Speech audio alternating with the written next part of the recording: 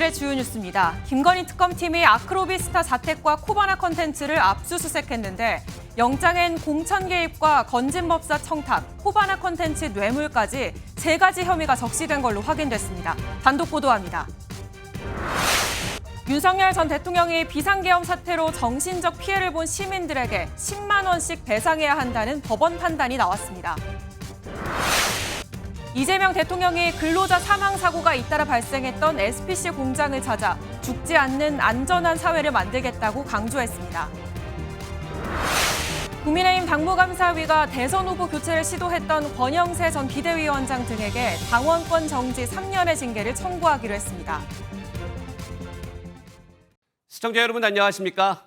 다음 달 6일 김건희 여사의 첫 대면 조사를 앞두고 특검팀이 강제 수사에 돌입했습니다. 조금 전에는 건진법사 청탁 관련 통일교 전 간부에 대한 구속영장을 청구하는 등 압박 수위를 끌어올리고 있습니다. 오늘은 관련된 단독 보도들 자세히 전해드리겠습니다. 먼저 특검팀은 오늘 김 여사가 거주 중인 자택과 사무실을 압수수색했습니다.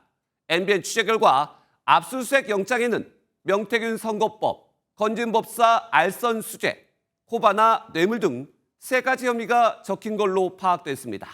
첫 소식 최희지 기자가 단독 보도합니다. 차량에서 내린 수사관 여러 명이 김건희 여사가 거주 중인 서울 서초동 아크로비스타 건물로 들어갑니다. 김 여사와 관련된 16가지 의혹을 들여다보고 있는 민중기 특별검사팀이 처음으로 김 여사에 대한 압수수색에 나섰습니다. MBN 취재 결과 압수수색 영장에는 명태균, 건진법사, 코바나 뇌물 의혹 등 3가지에 대한 혐의가 적시된 것으로 확인됐습니다. 특검팀이 이미 압수수색을 벌인 삼부토건 의혹과 도이치모터스 주가 조작, 양평 고속도로 특혜 의혹 등은 오늘 혐의에 포함되지 않았습니다. 김 여사는 지난 2022년 재보선 당시 명태균 씨의 요청으로 국민의힘 공천 과정에 개입했다는 의혹을 받고 있습니다. 당선인이 지금 전화했는데 하여튼 당선인 이름 팔지 말고 그냥 미리라고 했어요. 지금 전화해서. 예, 고맙습니다. 당연하죠. 특검팀은 통일교 측이 건진법사를 통해 김건희 여사에게 6천만 원 상당의 그라프 목걸이 등 8천만 원 상당의 금품을 전달했다는 의혹을 비롯해 코바나 컨텐츠 전시회에 여러 대기업이 청탁 목적의 협찬을 제공했다는 의혹도 함께 들여다보고 있습니다. 특검팀은 다음 달 6일 김 여사 소환을 앞두고 혐의를 뒷받침할 증거물을 최대한 확보해 대면 조사에 대비하려는 것으로 보입니다. MBN 뉴스 최희지입니다. 김건희 특검팀은 김 여사 모친인 최은순 씨와 오빠 김진우 씨 자택도 압수수색에 나섰습니다. 김 여사 일가의 회사가 양평 공흥지구 개발 특혜를 받았다는 의혹 수사에 본격 나선 겁니다. 당시 양평 군수였던 김선교 국민의힘 의원의 사무실도 압수수색했습니다. 이어서 최민성 기자가 보도합니다. 서울 송파구에 있는 한 오피스텔 건물입니다. 김건희 여사 오빠 김진우 씨의 주거지로 민중기 특별검사팀이 오늘 압수수색을 벌였습니다. 김 씨뿐만 아니라 김 여사 모친인 최은순 씨 자택도 압수수색 대상에 포함됐습니다. 특검팀이 겨냥한 건 이들이 연루된 양평 공흥지구 특혜 의혹입니다. 김건희 씨의 모 최은순, 김건희 씨 오빠인 김진우의 각 주거지 및 사무실, 위 개발 사업 시행회사인 ESIND 사무실, 위 사무실이 이치하고 있는 온요양원 등 8곳에 대한 압수수색을 실시하고 있습니다. 최 씨가 설립에 참여하고 김 씨가 실소유한 부동산 개발회사 ESIND는 지난 2011년 경기 양평군 공흥리에 350세대 아파트를 건설하는 개발 사업을 맡았습니다. 하지만 사업 시한인 2014년 11월에서 1년 8개월이 넘도록 개발을 끝마치지 못했고 양평군은 기한을 늘려준 사실이 드러났습니다. 개발 사업으로 798억 원의 분양 실적을 올렸지만 토지 개발 과정에서 발생한 땅값의 차익을 환수하는 개발 부담금은 한 푼도 내지 않았습니다. 특검팀은 당시 양평군수로 최 씨를 면담하는 등 특혜를 제공한 의혹을 받는 김선교 국민의힘 의원도 압수수색에 나섰습니다. 현재 김 씨 등은 사무소 위조 행사 등 혐의로 기소돼 재판을 받고 있는데 특검팀은 압수물 분석을 통해 김 여사의 개입 여부를 들여다볼 방침입니다. MBN 뉴스 최민성입니다. 김건희 특검 수사 관련 MBN 단독 취재 이어갑니다. 특검팀은 통일교가 건진법사를 통해 청탁한 과정에서 권성동 국민의힘 의원이 연루된 정황을 포착해 수사 중입니다. 이 과정에서 건진법사가 통일교 전직 간부에게 권 의원과 식사 자리를 제안하는 문자 메시지를 특검팀이 확보한 것으로 파악됐습니다. 노아린 기자가 단독 보도합니다. 지난 18일 민중기 특별검사팀은 권성동 국민의힘 의원실을 압수수색했습니다. 건진법사 전성배 씨와 통일교 2인자로 불렸던 윤영호 전 통일교 세계본부장은 지난 2022년 국민의힘 전당대회를 앞두고 교인 집단 입단 등으로 권 의원을 지원하려고 한 의혹을 받고 있습니다. 이와 관련해 특검팀은 전 씨가 윤 전 본부장에게 권 의원과의 식사 자리를 제안한 정황을 파악한 것으로 MBN 취재 결과 확인됐습니다. 2022년 12월 전 씨는 윤 전 본부장에게 권 의원과 식사 한번 하자는 취지의 문자를 보냅니다. 윤 전 본부장은 알겠다고 답했지만 이후 낄 자리가 아닌 것 같다며 거절한 걸로 알려졌습니다. 평소 권 의원과 전 씨가 식사를 함께할 정도로 친분이 있었을 가능성을 보여주는 내용입니다. MBN은 권 의원의 입장을 듣기 위해 여러 차례 연락을 시도했지만 답하지 않았습니다.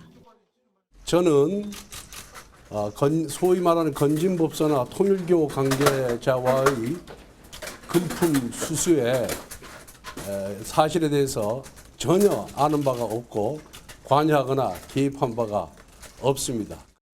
다만 권 의원 측 관계자는 MBN 취재진에게 정치인이 식사한 것만으로 친분이 있다고 할 수 있느냐며 식사를 했을 수 있지만 그걸로 친분이 있는 건 아니라고 말했습니다. 특검팀은 권 의원과 전 씨가 실제로 식사를 했는지 나아가 통일교의 청탁을 전달하는 상황이 있었는지 규명하는 데 집중하고 있습니다. MBN 뉴스 노하린입니다. 김건희 여사를 둘러싼 특검팀의 압박, 이처럼 거세지는 분위기입니다. 법조팀 현주호 기자와 좀 더 자세한 이야기 나눠보겠습니다. 현 기자, 특검이 오늘 윤 전 대통령 부부의 주거지를 압수수색했는데 이번이 처음은 아니죠? 네, 그렇습니다. 윤석열 전 대통령 부부의 자택을 압수수색한 건 알려진 것만 이번이 세 번째입니다. 네. 오늘은 건진법사 게이트 등 세 가지 혐의와 관련해서 압수수색이 이뤄졌는데 특검팀은 김 여사의 휴대전화와 전화번호부 그리고 수첩을 확보한 것으로 파악이 됐습니다. 지난 11일에는 순직해병 특검팀에서도 이 수사 외압 의혹과 관련해 한 차례 압수수색을 했고요. 3대 특검이 출범하기 전인 지난 4월 건진법사 의혹을 수사하던 서울 남부지검에서도 압수수색을 한 적이 있습니다. 네. 또 측근들에 대한 수사도 강도를 높이고 있는데 이른바 문고리 3인방, 오늘 조사가 이루어졌다고요? 예, 김건희 여사를 지근거리에서 보좌했던 유경옥 전 대통령실 행정관이 오늘 네. 특검팀에 출석을 해서 조사를 받고 있습니다. 통일교 측이 건진법사 전성배 씨를 통해서 이 김 여사에게 다이아 목걸이, 샤넬 가방을 전달했던 의혹의 중심에 있는 인물이죠. 오늘 출석 때는 관련 의혹에 대해 아무 말이 없었습니다. 네. 님 샤넬백 2개 다른 물건으로 교환한 거 맞으세요? 이 건진법사 전 씨와의 소통 창구로 의심을 받는 정지원 전 행정관도 오후 5시쯤에 출석을 했습니다. 전 씨 휴대전화에 건희2 이렇게 저장된 연락처가 정 전 행정관의 것으로 알려져 있는데요. 특검팀은 이들을 상대로 이 통일교 측이나 건진법사의 청탁용 선물이 실제 김 여사에게 전달됐는지 이런 부분을 집중적으로 추궁할 것으로 보입니다. 네, 문고리 3인방 가운데 나머지 한 명에 대한 조사는 어떻게 이루어지고 있습니까? 예, 앞서 이뤄진 적이 있습니다. 2022년 나토 순방에서 네. 김 여사를 수행했던 조영경 전 행정관도 지난 23일에 특검팀에 출석해 조사를 받았습니다. 특검팀이 김 여사의 나토 순방 상황을 수사의 한 갈래로 들여다보고 있다는 게 저희 MBN 취재 결과로 확인되기도 했죠. 순방 당시에 김 여사가 착용했던 6천만 원대 목걸이의 출처 이런 것이나 민간인이 대통령 전용기를 탔다는 의혹과 관련해 조사가 이뤄졌습니다. 네, 윤 전 대통령 부부 특히 김건희 여사에 대한 수사 압박 상당히 거세지는 분위기예요.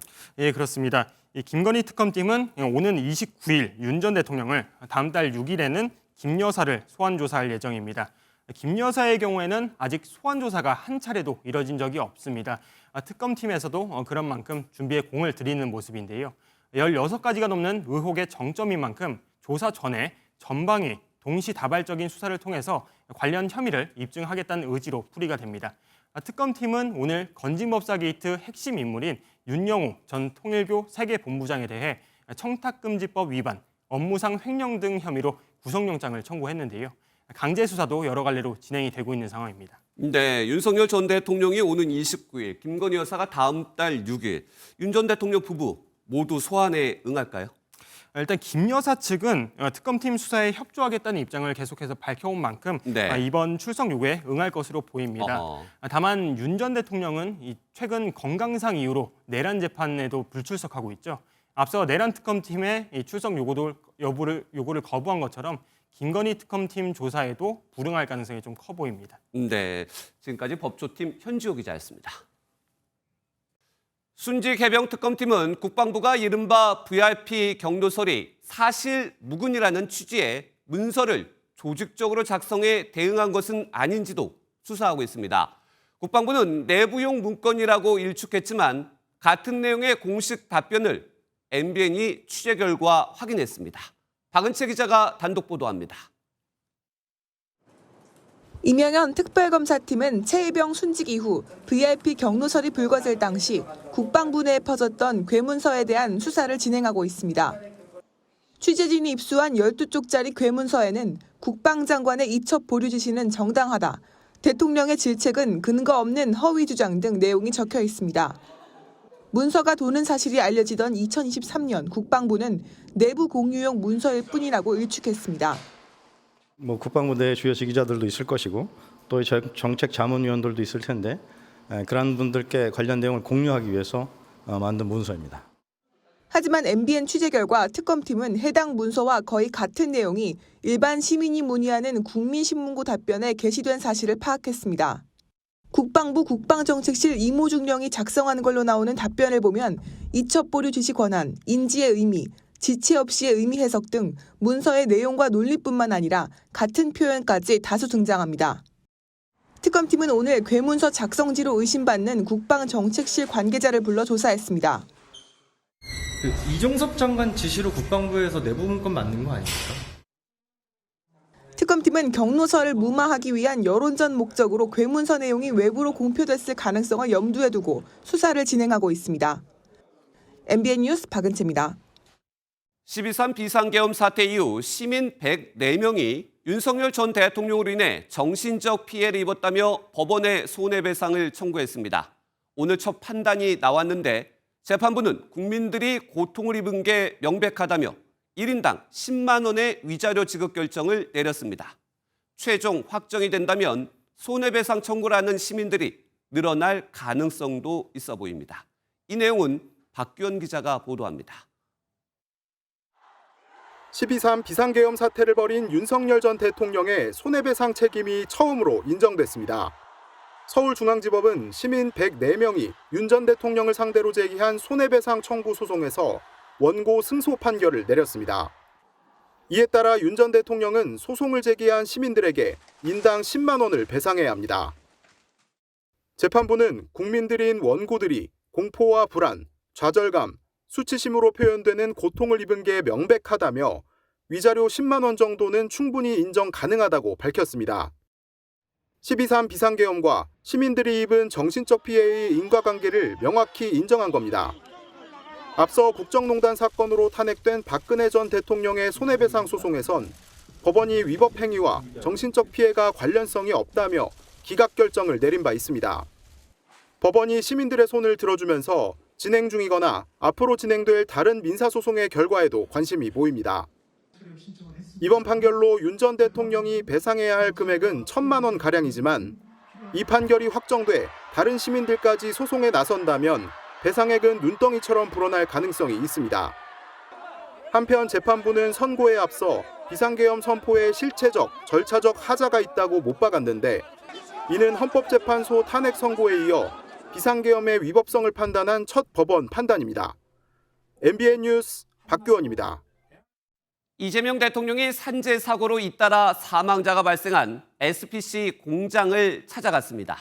손영공 출신인 이 대통령은 회사 경영자들 앞에서 현장에서 죽어가는 노동자가 너무 많다며 죽지 않는 사회를 만들어야 한다고 강조했습니다. 손한백 기자가 보도합니다. SPC 삼립시화 공장은 지난 5월 50대 여성 노동자가 끼임 사고로 숨진 곳입니다. 이곳에서 이재명 대통령이 중대산업재해 발생 현장 간담회를 열었습니다. 이 대통령은 소년공 시절 경험을 언급하며 너무 많은 사람들이 일터에서 죽고 있다고 말했습니다. 여전히 노동 현장에서 죽어가는 노동자들이 너무 많습니다. 떨어져서 죽고 깔려서 죽고. 사고 경위와 재발 방지 대책을 SPC로부터 듣고 나선 구조적인 문제를 지적했습니다. 제가 추측되는 얘기를 한번 해볼까요? 임금이 총액이 너무 낮아서 8시간씩 일을 시키면 일할 사람이 없는 거 아닙니까 혹시? 대통령님 그 말씀대로 여러 가지 저희가 검토해봐야 될 문제가 많은 것 같습니다. 그래서 앞서 SPC에선 2022년 10월 평택과 2023년 8월 성남, 그리고 지난 5월 경기 시흥공장 등에서 사망사고가 잇따라 발생했습니다. 이 대통령은 OECD 국가 중 최고를 자랑하는 산업재해의 사망률을 줄이기 위한 방안을 만들어야 한다고 말했습니다. 앞서 이 대통령은 지난 17일 수석보좌관 회의에서도 산업재해의 엄중 책임을 언급한 데 이어 지난 22일 국무회의에서도 근로 현장에서의 안전을 강조한 바 있습니다. 이 대통령은 안전을 위한 비용을 충분히 감수하는 사회가 돼야 한다면서 고용노동부에 제대로 된 안전 시스템 관리 지시를 내렸습니다. MBN 뉴스 손한백입니다. 민주당 당대표 선거에 출마한 박찬대 후보가 윤석열 전 대통령에 대한 체포영장 집행을 막은 국민의힘 의원 45명의 제명을 촉구하는 결의안을 발의했습니다. 정청래 후보는 검사 징계 강화 법안을 내놨는데 당신 잡기 경쟁이라는 분석이 나옵니다. 이승민 기자가 보도합니다. 지난 1월 고위공직자 범죄수사처가 윤석열 전 대통령에 대한 2차 체포영장 집행에 나섰습니다. 국민의힘 의원 45명은 영장 집행을 저지하기 위해 한남동 관저 입구에 모였습니다. 공수처는 대통령에 대해서 수사할 권한도 체포영장을 집행할 권한도 없습니다. 박찬대 민주당 당대표 후보는 국민의힘 의원들이 인간방패 역할을 자처했다며 의원직 제명 촉구 결의안을 발의했습니다. 헌법을 무너뜨리고 국민을 외면한 45명의 윤석열 방패들, 민주당이 반드시 끌어내리겠습니다. 국회 재적의원 3분의 2 이상이 찬성해야 제명이 가능한 만큼 실제 제명으로 이어질 가능성은 낮지만 당대표 후보로서 선명한 색채를 드러내려 결의안을 제출했다는 분석이 나옵니다. 정청래 후보 역시 중범죄를 저지른 검사를 파면까지 징계할 수 있도록 하는 내용이 담긴 검찰개혁 2법을 추가로 발의했습니다. 앞서 국민의힘을 겨냥해 정당해산 심판 관련 법안을 발의했던 정 후보가 검찰개혁과 대야공세 선봉에 서 있다는 점을 부각시키려는 전략으로 풀이됩니다. 민주당 강성 지지층 사이에서 강선우 장관 후보자의 사퇴를 아쉬워하는 목소리가 나오면서 전당대회까지 남은 일주일 동안 두 후보의 당심 잡기 경쟁은 더욱 뜨거워질 전망입니다. MBN 뉴스 이승민입니다. 이에 대해 국민의힘은 야당 말살 선언이라며 거세게 반발했습니다. 당 지도부는 물론 당권 주자들까지 나서 실성했다는 거친 단어를 쏟아냈고 민주당 제명안도 제출하겠다고 맞불을 놨습니다. 야당 반응은 김지영 기자가 전해드립니다. 국민의힘은 한 목소리로 박찬대 더불어민주당 의원을 강하게 비판했습니다. 송원석 국민의힘 원내대표는 야당 말살 선언이라며 이재명 정부를 겨냥했습니다. 이재명 정권이 특검과 더불어민주당을 내세워서 야당을 말살하고 일당 독재를 완료하겠다는 선언이라고 봅니다. 강력히 규탄하는 바입니다. 그러면서 제명 결의안은 당대표 선거에서 정청래 의원에게 연이어 대패한 박 의원이 강성 지지층 개딸의 사랑에 집착한 한심한 정책이라고 꼬집었습니다. 당 당권 주자들도 가세했습니다. 장동혁 의원은 당대표 선거에서 패색이 짙은 박찬대가 실성한 것 같다며 차라리 인민위원회를 만들라고 비판했습니다. 주진우 의원은 이 대통령의 쌍방울 대북 송금 재판 저지를 위해 민주당은 TF를 동원했다며 외환 행위에 동조한 민주당 의원들을 색출해 제명안을 제출하겠다고 맞받았습니다.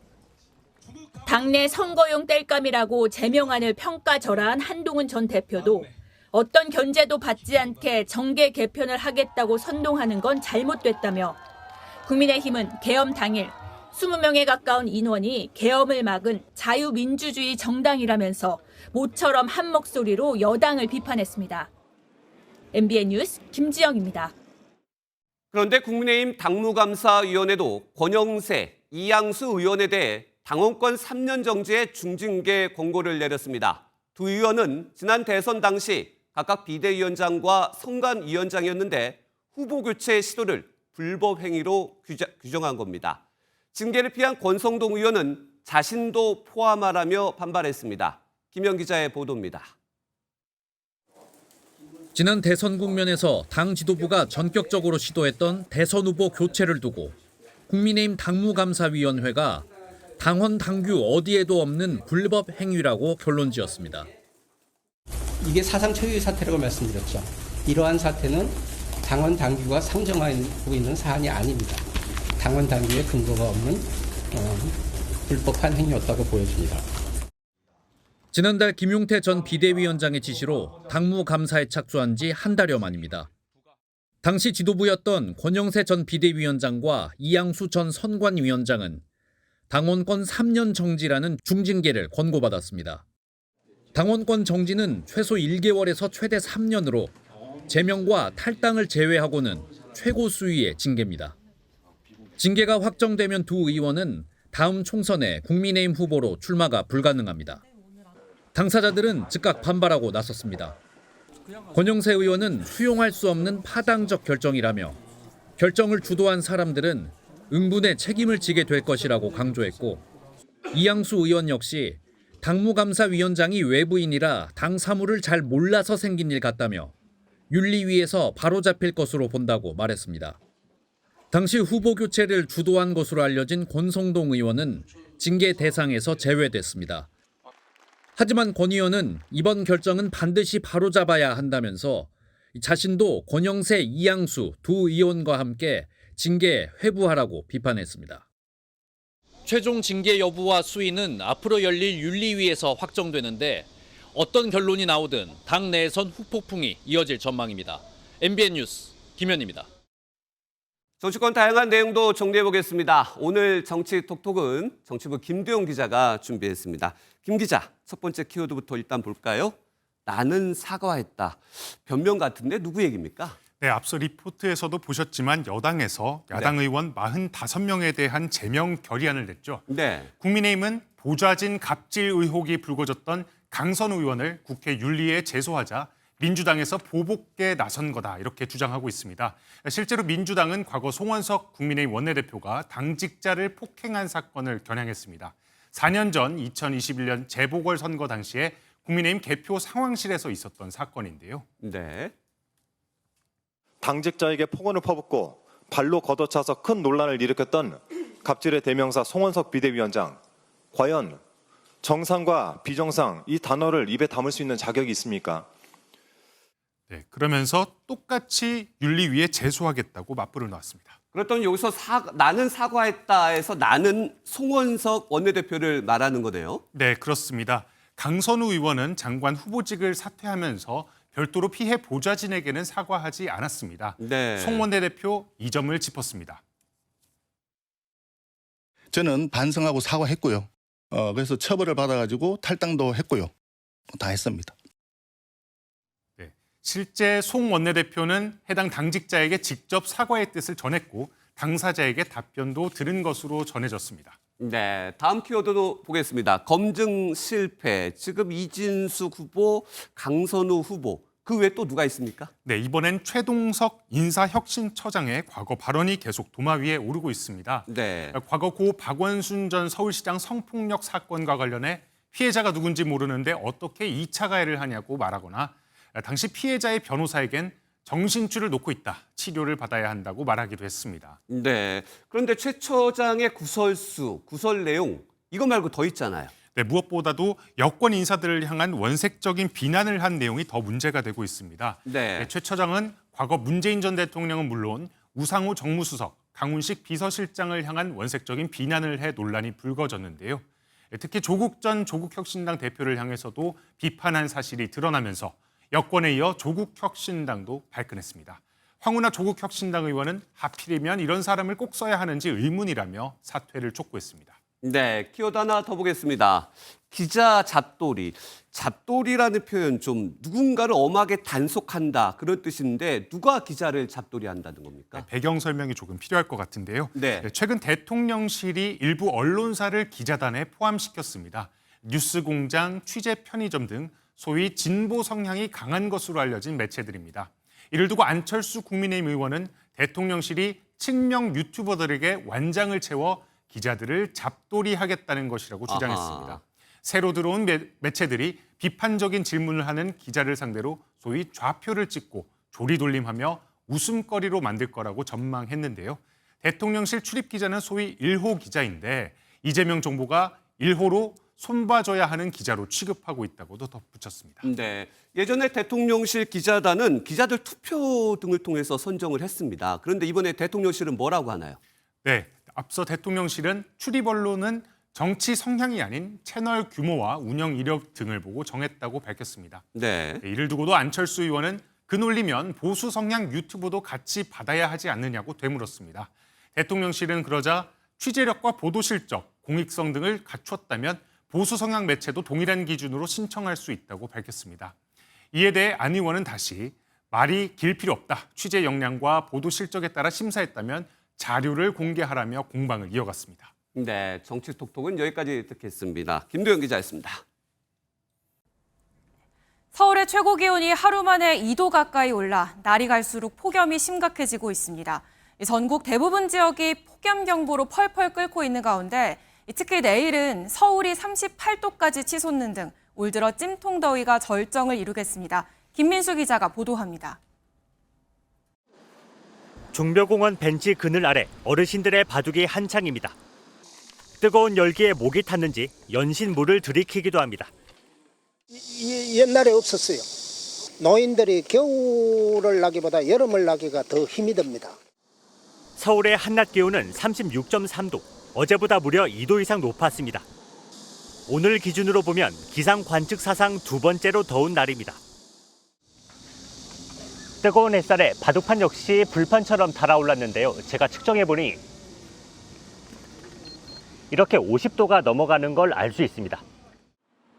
경기 광명시 38.6도를 비롯해 수도권을 중심으로 38도를 넘는 곳도 속출했습니다. 저녁 무렵 광명시를 찾아보니 한낮이나 다름없었습니다. 아지랑이가 펄펄 끓으면서 도심 속 행인들이 불 속을 걷는 것 같습니다. 시민들은 양상과 손 선풍기, 아이스크림을 들고 열기를 잠시나마 식혀봅니다. 오후 6시 가까운 시간에도 온도계엔 38도가 넘는 기온이 나타납니다. 지금 6시가 다 돼가는데도 너무 더워서 돌아다니기 굉장히 힘든 상황입니다. 폭염 경보 지역이 확대됨에 따라 태백과 제주 산지를 제외한 전국 거의 대부분이 폭염 경보로 덮였습니다. 한반도 상공의 이중 고기압이 꿈쩍도 하지 않고 있어 폭염의 기세는 좀처럼 꺾이지 않을 전망입니다. 맑은 날씨 속에 강한 햇볕, 남동풍까지 더해지면서 서쪽 지역을 중심으로는 낮 최고 기온이 38도 이상 오르면서 무덥겠으니 건강관리에 유의하시기 바랍니다. 찜통더위가 계속되면서 지금까지 2,100명 넘는 온열 질환자가 발생해 10명이 숨졌습니다. 중앙재난안전대책본부는 폭염 위기경보를 심각 단계로 높여 비상근무에 들어갔습니다. MBN 뉴스 김민수입니다. 얼마나 더우면 여름에도 선선하다는 강원도 대관령마저 푹푹 찌고 있습니다. 당장 오늘도 30도를 넘기는 폭염에 고랭지 배추가 녹아내리고 있는데요. 여름 배추 출하가 시작이 됐지만 농민들 표정은 어둡기만 합니다. 장진철 기자가 고랭지 밭에 다녀왔습니다. 해발 700m 강원도 평창 대관령의 고랭지 밭입니다. 본격적으로 더워지기 전 아직 아침인데도 배추를 수확하는 농부는 온몸이 땀으로 흠뻑 젖었습니다. 지난 5월 말 심은 여름 배추 출하가 한창이지만 표정은 그리 밝지 않습니다. 며칠째 낮 기온이 30도를 넘나들면서 밭 곳곳이 누렇게 변했고 중간중간 형체를 알아보지 못할 만큼 더위에 녹아버린 배추도 많습니다. 배추 겉은 이렇게 멀쩡해 보이지만 속은 이렇게 썩어버렸습니다. 이 밭 전체가 이런 속 썩은 병에 걸려 출하를 포기했습니다. 폭염이 망쳐버린 이런 배추밭이 하나 둘이 아닙니다. 밤에는 여기 지금 한 15도 정도 되는데 낮에는 한 30도 가까이 되지 않습니까? 사람으로 말하면 이제 암이죠 뭐. 평창 대관령면의 7월 평균 기온은 19.7도. 올해는 이미 5도나 높아졌고 30도를 넘는 날도 이틀이나 됐습니다. 속이 빈 일명 꿀통 배추가 많다 보니 평년에 비해 생산량이 20% 정도 줄 것으로 전망됩니다. 9월 말까지 전국 배추의 90%를 강원산 고랭지 배추가 책임져야 하는데 배추값 상승은 불보듯 뻔합니다. MBN 뉴스 장진철입니다. 사제 총기로 아들을 살해한 60대 남성에게 경찰이 살인 미수 혐의를 추가했습니다. 사망한 아들뿐 아니라 며느리와 손주 2명까지 살해하려 했다는 겁니다. 도대체 왜 그랬는지는 아직 조사 중입니다. 생활비를 안 줘서 범행했다는 피의자의 진술도 진위를 따져보기로 했습니다. 노승환 기자입니다. 인천 송도 총기 사건 피의자는 줄곧 아들만 살해하려 했다고 진술했습니다. 하지만 유가족은 그가 며느리와 손주 2명, 평소 애들을 봐주던 며느리의 지인까지 모두 4명을 살해하려 했다고 주장했습니다. 경찰은 조사 결과 살인 혐의에 더해 살인 미수 혐의를 추가하기로 했습니다. 경찰 관계자는 총을 3발 쐈는데 이 가운데 한 발이 가족들을 향한 것으로 보이고 며느리의 지인이 도망갈 때 쫓아간 점이 확인됐다고 설명했습니다. 전 아내와 아들이 한 달에 300만 원 정도씩 주던 생활비를 끊어 범행했다는 피의자 주장도 진위를 따져보기로 했습니다. 생활비는 최근까지 한 번도 끊은 적이 없다는 유족 측의 진술과 정면으로 배치되기 때문입니다. 경찰은 단순히 생활비 문제 하나 때문에 이 같은 끔찍한 범행을 저지를 가능성은 크지 않다고 보고 다른 범행 동기를 추궁하고 있습니다. 경찰은 남은 의혹을 해소하기 위해 피해자의 휴대전화 통화 및 인터넷 검색 기록, 계좌 거래 내역 등을 폭넓게 확인할 예정입니다. MBN 뉴스 노승환입니다. 서울 한복판에서 1년간 감금과 폭행을 당했다는 30대 남성의 주장이 나왔습니다. 함께 봤던 재판에서 수억 원의 변호사비를 썼으니 그 일부라도 갚아야 한다며 협박을 했다는 건데 달아나면 가족까지 살해하겠다는 위협을 했다고 주장합니다. 안정모 기자가 단독 보도합니다. 서울 서초구의 한 음악 작업실입니다. 이곳에서 30대 남성 A씨가 1년간 감금됐다는 의혹이 불거졌습니다. 지인 관계인 A씨와 B씨는 2023년 마약 등 사건에 연루됐지만 모두 무죄를 선고받았습니다. 그런데 A씨는 재판 직후 B씨에게 8,800만 원의 빚을 지게 됩니다.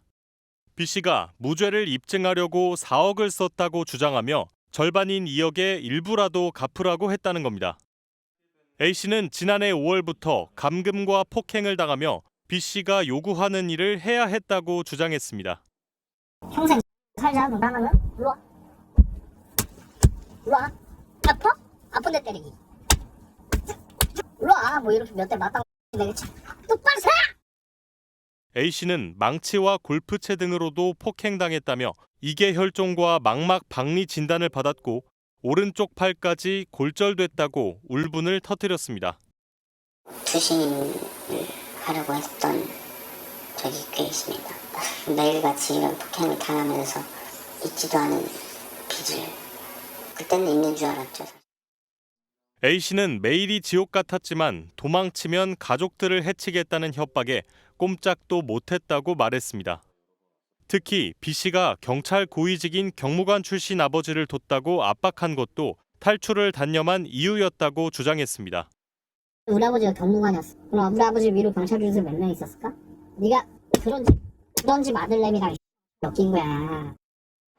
A씨는 지난달 말 경찰의 도움으로 감금됐던 곳에서 겨우 빠져나와 고소장을 냈는데 B씨 측은 완전한 허위 주장이라며 강력 반발했습니다. 명백한 허위 사실이고요. 그러니까 수사기관에서 소명을 할 건데 그거 기사화되면은 저희는 법적으로 조치하겠습니다. 경찰은 의혹을 규명하기 위해 지난 4일 정식 수사에 착수했습니다.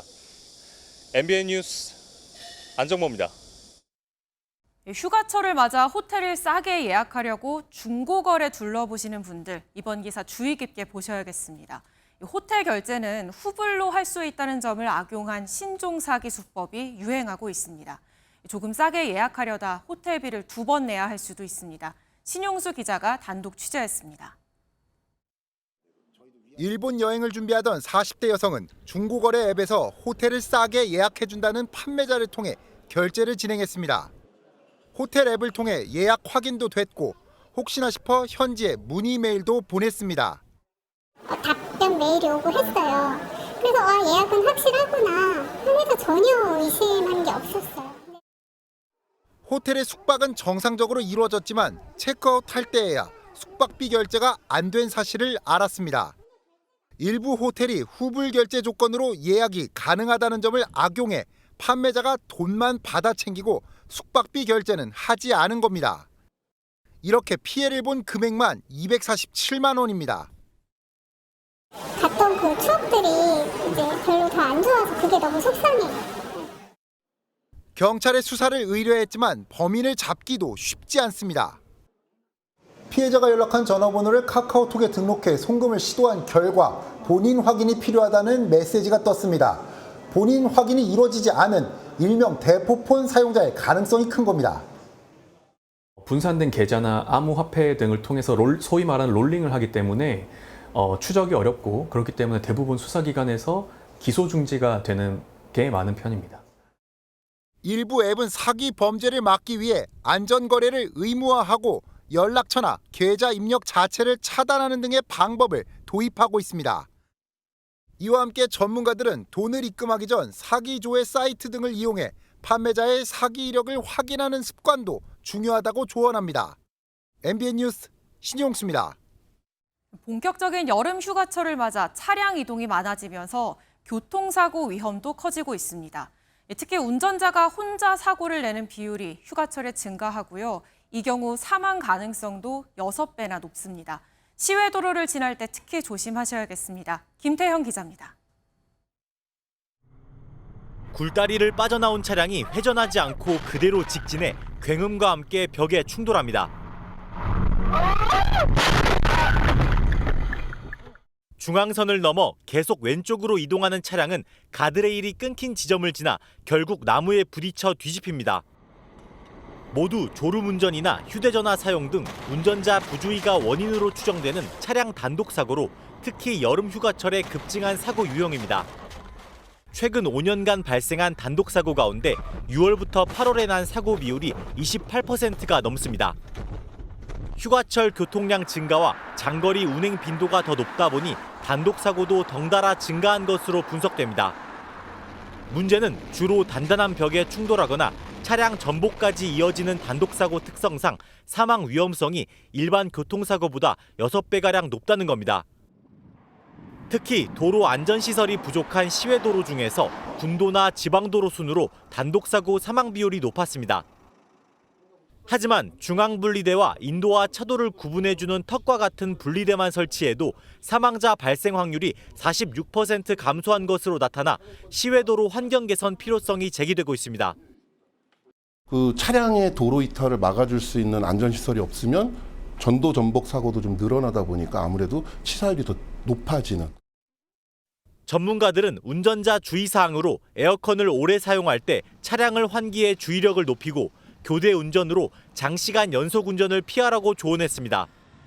MBN 뉴스 김태형입니다. 의정 갈등이 불거진 지 1년 5개월, 마침내 의대생 복귀안이 확정됐습니다.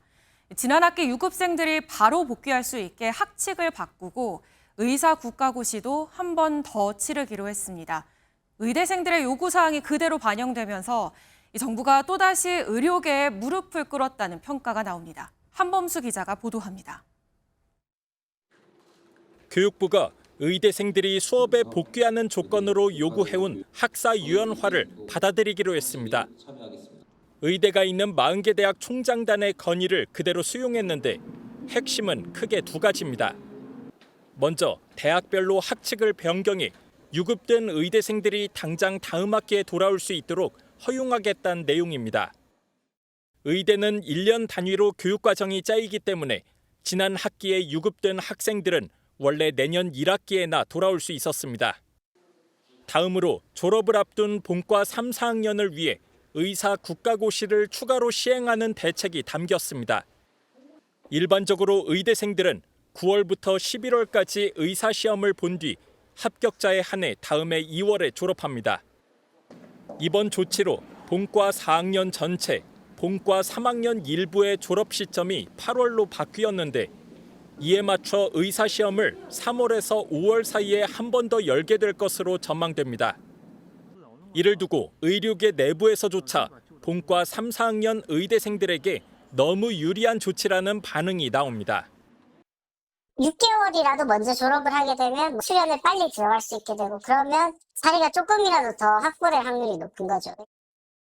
시민단체들도 정부가 의료계에 무릎 꿇은 선례가 하나 더 생겼다며 비판적인 시각을 내비치고 있습니다. 또 이미 복귀한 학생들과 형평성 차원에서는 문제가 있다고 보여지고요. 이러한 특혜 조치가 계속되는 집단행동을 막을 수 없는 요인이 되고 있기 때문에 의대생들은 지난 학기에 이수하지 못한 과목을 방학 동안 몰아서 들어야 하는데 이 과정에서 부실 교육이 이뤄질 수 있다는 우려도 무시할 수 없어 보입니다. MBN 뉴스 한범수입니다. 예, 지난한 의정 갈등의 해결 열쇠는 결국 특혜였던 걸까요? 변칙으로 복학하게 된 의대생들에게 남은 절차는 뭔지 각계 반응과 함께 교육부 출입하는 안병수 기자와 짚어보겠습니다. 안 기자, 일단 의대생들이 유급생에서 복학생으로 되게 생겼습니다. 하루 만에 가능한 건가요? 이 원래는 유급이라서 올해를 통째로 날리는 거였잖아요. 예. 근데 이제 학년제를 학기제로 쪼개서 이 1학기는 유급 처리하고 2학기에 복귀시키는 수밖에 없습니다. 이 학교의 법인 학칙을 바꾸는 거라 이 학교 자체 심의에만 최소 2달이 걸리고요. 이 때문에 일단 수업을 시작하고 맞지 않는 학칙은 학칙대로 급하게 고쳐 나가야 됩니다. 예, 총장들이 정부 예산까지 요구했습니다. 이들이 복귀하는데 이 시민들의 세금도 쓰이게 되는 건데 이 돈은 어디에 쓰이는 겁니까? 일단 복귀 의대생의 추가 강의에 드는 돈이 있고 예. 그리고 이제 졸업이 늦어진 본과 3, 4학년에 추가 의사 국가시험에 쓴다는 건데요. 국가시험 한 번에만 30억 원이 드는데 이 정부는 모두 지원하기로 했습니다. 이 당초에는 교육부 내부에서도 더 이상 의대생 봐주기는 없다고 이 분개하는 분위기가 있었는데 이 현실적인 의사 배출 문제를 고려한 걸로 보입니다. 예, 한꺼번에 제자들을 받게 된 이 교수들의 반응도 궁금한데요. 이 교수들도 일단 환자를 돌봐야 되잖아요. 예. 그래서 돌아온 학생들을 가르치려면은 기존의 진료 일정을 이제 조정을 하거나 또 빼거나 하는 그런 빠듯한 상황인데요. 그런데 수업을 몰아서 다 듣더라도 의료인으로서의 인격이나 또 역량이 부족할 거란 게 스승의 마음이었습니다. 저녁 때 데이트도 하고 친구들이랑 뭐 소주도 한잔하고 방학 때 놀러도 가고 그러면서 이루어지는 거지. 방학도 없고 밤새고 강의 듣고 주말에도 강의 듣고 이걸로만 이루어질 수는 없잖아요. 예, 또 의대생 단체는 전원 복귀를 선언하면서 의료대란 상황에 깊은 유감이란 표현을 썼었는데 이에 대한 쓴소리도 나왔습니다. 가해자였던 것이 확실한 만큼 제대로 된 사과는 해야 됩니다. 그간 고생하셨던 환자나 국민들에 대해서 깊은 유감이다. 깊은 유감이라는 말은 건방집니다. 예, 이 깊은 유감이라는 표현 외에 좀 적극적인 사과 표현은 못 들었던 것 같은데 그래서 여론이 사실 안 좋았잖아요. 여전히 싸늘한가요? 의대생 특혜에 반대하는 국민청원이 있었는데 확인을 해보니까 현재까지 예. 약 7만 명이 동의를 할 정도니까요. 네. 그런데 실제로 의견을 들어보면은 다양한 편이었는데 차례로 들어보시겠습니다. 자기네가 단체 의료계에 힘이 있다고 해서 그냥 아무 조건 없이 복귀하는 건 아니라고 생각해요. 공부를 하고 의무를 다 한다고 했을 때 받아주는 게 맞다고 생각하고 결은 달라 보이지만요. 결국 국민과 또 의료계 간의 신뢰 회복을 간절히 원한다는 점은 비슷했습니다. 예, 국민들 입장에서도 의료 공백은 해결해야 하는 문제니까요. 전공의들도 복귀 채비를 하고 있죠. 예, 마침 오늘 그 의정대학 기구인 이 수련협의체가 첫 발을 뗐는데요. 이 복귀 문제가 단연 화두였습니다.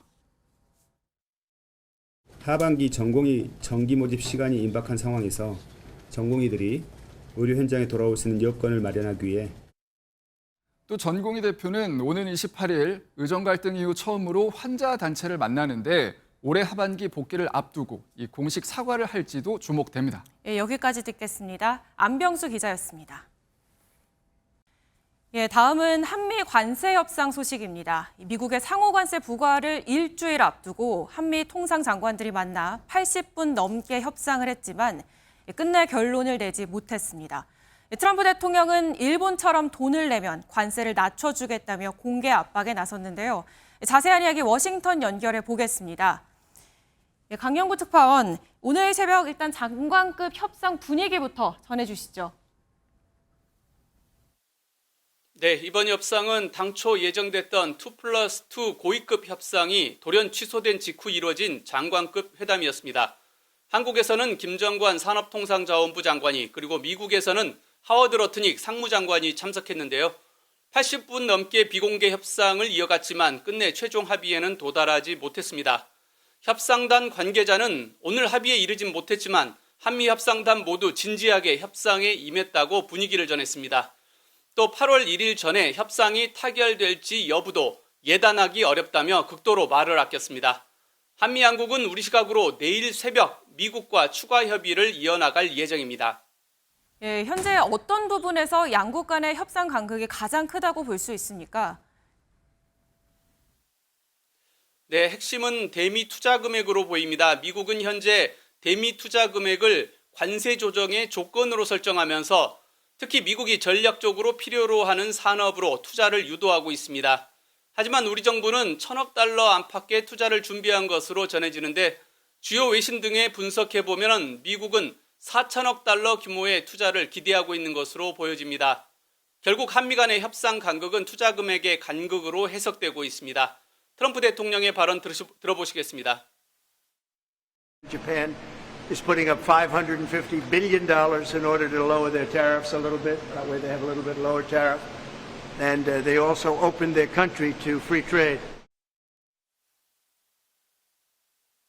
이런 가운데 러트닉 상무장관은 미국 언론 인터뷰에서 일본과 무역 합의를 지켜본 한국 쪽에서 욕설이 나왔을 것이라며 한국과 일본의 경쟁 구도를 이용하는 모습도 보였습니다. 오는 8월 1일까지 협상이 진전을 보이지 못하면 우리나라는 25%의 고율 관세를 부과받은 뒤 미국과 후속 협상을 이어나가야 되는 상황입니다. 지금까지 워싱턴에서 전해드렸습니다. 대통령실이 한미 관세 협상에 쌀 등 농산물을 협상 품목으로 포함해 협상을 진행하고 있다고 밝혔습니다. 김용범 정책실장은 조금 전 브리핑에서 이같이 설명하고 미국의 자동차 등 품목별 관세와 상호 관세 완화를 강하게 요청했으며 미국의 타결 의지도 재확인했다고 말했습니다.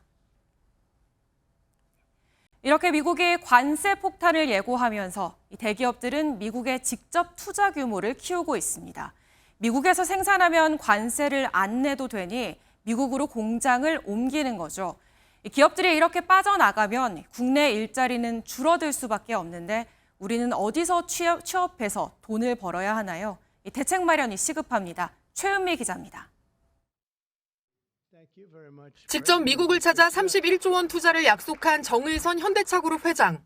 I'm pleased to announce an additional $21 billion in a new investment over the next 4 years.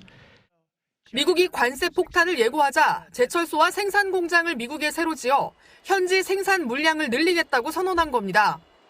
미국 생산량 증가로 국내 생산량은 50만 대가량 줄어들 것으로 예상돼 일자리 감소는 불가피합니다. 국내 완성차 공장에서 직접 고용이 약 한 8,000명 이상 영향을 받고 부품업계에서는 2만 명 정도 영향을 받게 됩니다.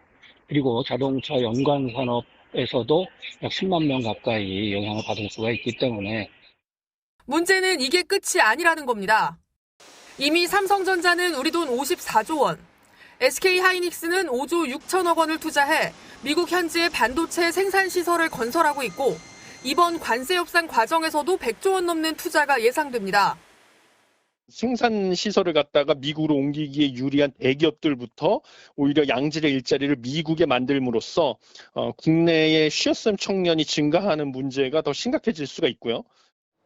실제로 지난달 구직자 1인당 일자리 수는 0.39개로 1999년 외환위기 이래 가장 낮은 수치를 기록했습니다. MBN 뉴스 최은미입니다. 프로레슬링의 전설 헐크 호건이 71세의 나이로 세상을 떠났습니다. 미국 대중문화의 아이콘이자 보수의 열렬한 지지자였던 호건의 사망 소식에 트럼프 대통령도 애도를 표했습니다. 이규현 기자입니다.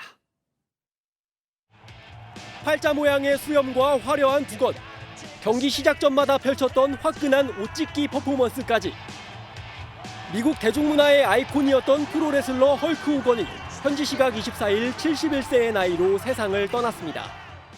호건은 플로리다주 자택에서 심장마비 증세로 쓰러진 채 발견됐는데 경찰은 타살이나 외부 침입 흔적은 없다고 밝혔습니다. 60cm가 넘는 우람한 팔뚝과 건장한 체격 때문에 헐크로 불린 호건은 미국 프로레슬링 WWE 챔피언을 6번이나 차지하며 명예의 전당에 올랐습니다. 은퇴 후엔 배우로 활동했는데 최근엔 정치적 행보로 주목받았습니다. 지난해 미국 대선을 앞두고 열린 공화당 전당대회에서 트럼프 후보 지지를 선언하며 자신의 상징인 옷찢기 퍼포먼스를 재현했습니다. Enough was enough, and I said, let Trumpomania run wild, brother. Let Trumpomania rule again.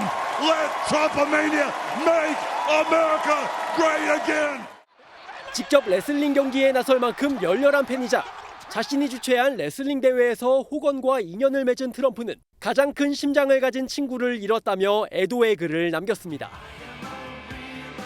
헐크 마니아라는 신조어를 탄생시킬 정도로 전 세계를 열광하게 했던 슈퍼스타 호건. 수많은 추억을 남기고 영원한 안식에 들었습니다. MBN 뉴스 이규현입니다. 최근 미국을 중심으로 신생아를 쏙 빼닮은 아기 인형을 구매해 함께 쇼핑이나 여행을 가는 사람들이 늘고 있습니다. 유산을 경험한 여성들에게 치유 효과가 있는 것으로 알려졌는데 일각에선 아기와 지나치게 비슷한 모습이 기괴하다는 반응도 나옵니다. 여러분은 어떻게 생각하시나요? 이한나 기자가 보도합니다.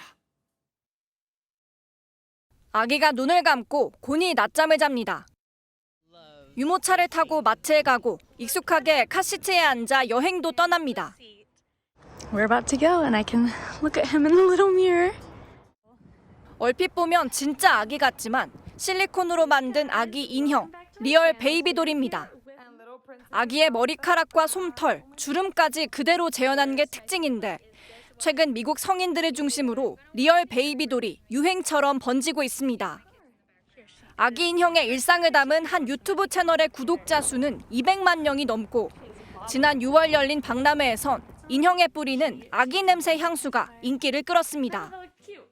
개당 1,000만 원이 넘는 비싼 가격에도 베이비돌 인기는 호주와 브라질 등 전 세계로 퍼져나가는 추세입니다.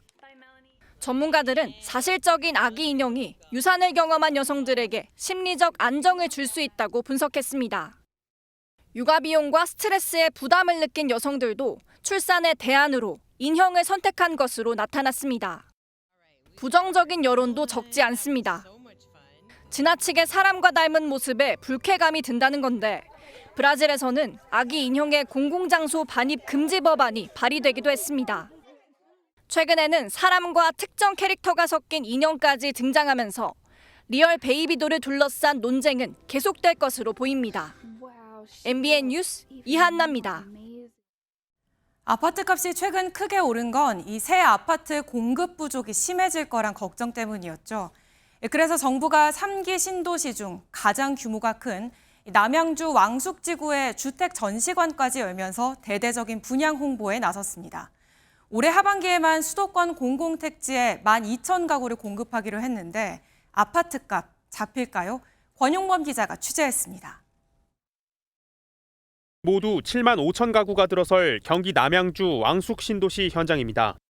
서울 인접 지역에 조성 중인 3기 신도시 중 가장 큰 규모를 자랑하는데 이곳에서도 아파트 분양이 시작됐습니다.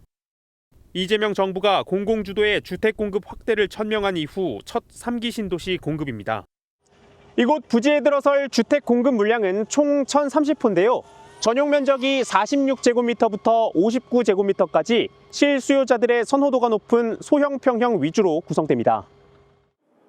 분양가는 전용 면적 59제곱미터가 4억 원대, 수요자들의 관심을 끌기 위해 주택 전시관도 3기 신도시 중 가장 큰 규모로 지었습니다. 18만 호 이상의 대규모 주택을 공급하는 3기 신도시는 수도권 주택 시장의 안정을 촉진할 만큼 핵심적인 동력 도시입니다. 정부가 서울에서 다소 떨어진 위치임에도 대대적인 홍보에 나선 건 서울 등 수도권 아파트 공급 물량이 줄고 있기 때문입니다. 특히 서울은 내년 입주 물량이 2만 4천여 가구에 그칠 것으로 예상되는데 이 중 실수요자들이 선호하는 도심 정비 사업 물량은 1만 가구가 조금 넘습니다. 정부는 하반기 수도권 공공택지에서만 12,000 가구를 공급해 시장의 공급 부족 우려를 달랠 방침이지만 서울 아파트 값은 이번 주에도 한 주 전보다 0.16% 올랐습니다. MBN 뉴스 권용범입니다. 대한민국 재향군인회가 주관하고 국가보훈부가 후원한 2025 서울국제향군 포럼이 오늘 오후 서울 용산 전쟁기념관에서 열렸습니다. 이번 포럼에서는 6.25 전쟁 참전 16개국 향군 회장들이 한반도 평화 정착을 위한 국제 공동성명서를 처음으로 채택하고 글로벌 안보 협력 의지를 다졌습니다. 스포츠 뉴스입니다. 1980년대 무등산 폭격기 선동열과 무쇠팔 최동원 간 라이벌전에 버금가는 자존심 대결이 내일 대전에서 펼쳐집니다. 올 시즌 최고의 흥행 카드로 꼽히는 한화 류현진과 SSG 김광현의 선발 맞대결인데요. 최영규 기자가 보도합니다. 닷새전 다음 등판 때 김광현과 맞붙을 수도 있다는 말에 류현진은 이렇게 답했습니다. 하늘이 만들어 주셔야 될 것 같고 저희도 그렇고 뭐 SSG도 그렇고 뭐 취소가 되거나 그런 일 없이 한국 최고의 왼손 투수하면 빠지지 않는 두 사람이 내일 대전에서 나란히 선발로 나서 18년 만에 드디어 첫 승부를 겨룹니다. 15년 전 맞대결을 무산시킨 비가 내릴 가능성도 내일 0%로 예보돼 류현진의 말대로 하늘도 도왔습니다. 2006년 프로에 오자마자 신인상의 MVP를 휩쓸고 2007년 데뷔 후 SK 왕조의 황태자로 이름을 날렸던 예전만큼은 아니지만 두 사람의 기량은 여전히 정상급입니다. 규정이닝만 채우면 류현진은 평균 자책점 9위. 규정이닝을 채운 김광현은 국내 투수 중에서 평균 자책점 10손가락 안에 꼽힙니다. 지난 일요일 나란히 호투를 펼치며 컨디션을 끌어올린 두 사람은 상대 타자에게만 집중하겠다는 똑같은 말로 선전포고했습니다. 역대 가장 빨리 800만 관중을 돌파한 상황에서 역사적인 두 명투수의 맞대결까지. 이번 주말 프로야구의 열기는 40도에 달하는 무더위보다 더 뜨거울 전망입니다. MBN 뉴스 최영규입니다. 7월의 마지막 토요일인 내일은 이번 더위가 절정에 달하겠습니다. 특히 서쪽 지역의 폭염이 더 극심할 텐데요. 서울의 낮 기온 38도로 올 들어 가장 높은 기온을 기록하겠고요.